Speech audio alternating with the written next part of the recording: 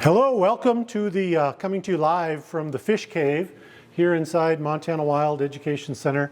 I'm Dave. I work for Fish, Wildlife and Parks here in Helena, and this is going to be our ichthyology class for Fort Georgians Elementary School in your Adopt a Species program. We'll do a couple of these. We're going to do some different species, but we're going to start today with ichthyology. And I guess the first thing we probably have to do is talk about what is ichthyology anyway. What does the word mean, ichthyology? Big, long, complicated word.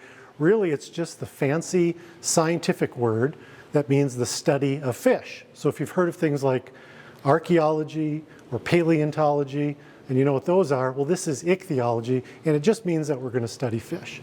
So let's do that. Let's talk about some fish. In fact, we're going to talk about just one of Montana's there's 91 different species of fish that live here in the state of Montana, and we're going to focus on one of them today, or one family of fish. And that family is the catfish family. So when we say something like a family of fish, it's kind of the same way that you might have aunts or uncles or cousins, and you're all kind of related. Fish are the same way. There are a family of fish called the catfish, and there's different types of catfish in that family.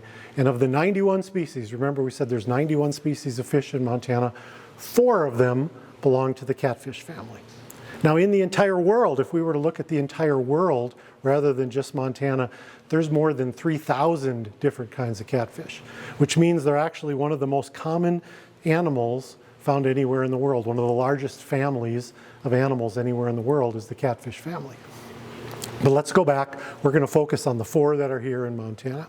And those 4 species, there's one called a yellow bullhead, there's one called a black bullhead, there's one called a stonecat, and there's one called a channel catfish. So we'll talk a little bit. The bullheads, black bullheads and yellow bullheads, they don't get very big. They get to a few inches long, maybe 6 or 8 inches long.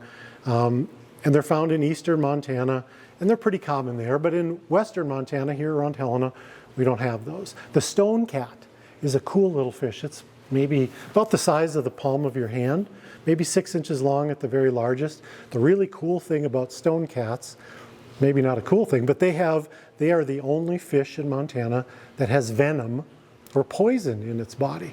So if you were to grab, and they have these sharp, pokey little fins. This is a different catfish. This is not a stonecat. But if you were to grab a stonecat and get the dorsal fin on its back or one of the pectoral fins on the side, if you were to grab that the wrong way, they're sharp, and it kind of is like, it's not poison that's going to kill you. It's kind of like the venom that would be found in the stinger of a bee. So it's kind of like a bee sting. It hurts. If you grab a stonecat the wrong way, you'd know it for sure.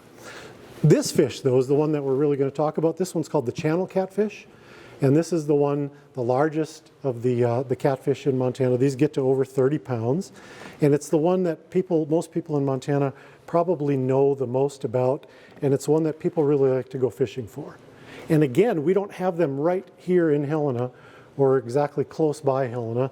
They're more in central and eastern Montana, where the rivers and the lakes and ponds get a little bit warmer and a little bit slower.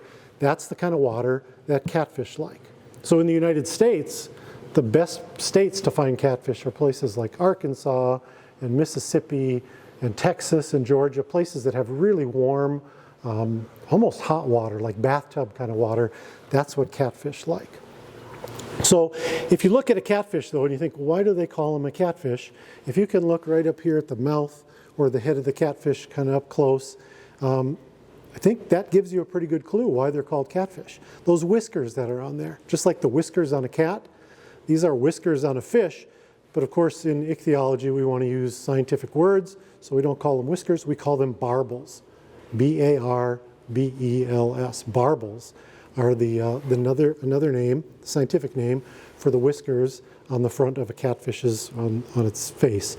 And they're a special adaptation. An adaptation is something that helps an animal to survive somewhere. The barbels on a catfish help them find their food. So no matter what anybody tells you, they can't poke you with their barbels, they can't sting you. I've had kids even say, well, they whip you with well, they don't whip you with their barbels. They're just down there, they're hanging down, kind of there to help find food. That's why they're around the mouth of the fish. So since catfish like to live, we said they like to live in kind of that warmer, muddier water, it's not clear water. They can't use their eyes very well to find food. So they have these barbels. They have really poor eyesight. So they use these barbels. It would be kind of like if you were in a room where you couldn't see very well and your eyes didn't work, well, you could use your hands and you could feel around and go, yeah, there's a cheeseburger and there's a pencil, I don't want to eat that, and there's French fries. Well, they can feel things just like that, like you can feel with your fingers through their barbels. The really cool thing, though, is they can use their barbels as a sense of taste, like taste buds. So it would kind of be the same thing if you were in a dark room and you couldn't see. You could get down on the floor and crawl around and just lick everything with your tongue and the taste buds. And you could go, there's that pencil again. Ooh, there's French fries. I found something. So when you can't use your eyes, you adapt by finding other things. And in this case, it's their barbels. So they're down there swimming around down near the bottom with their barbels, smelling and tasting, and they have really good sense of smell. They can't hear sounds with their barbels, but they can smell and taste. They actually hear. They have a special row of scales on the side of their body.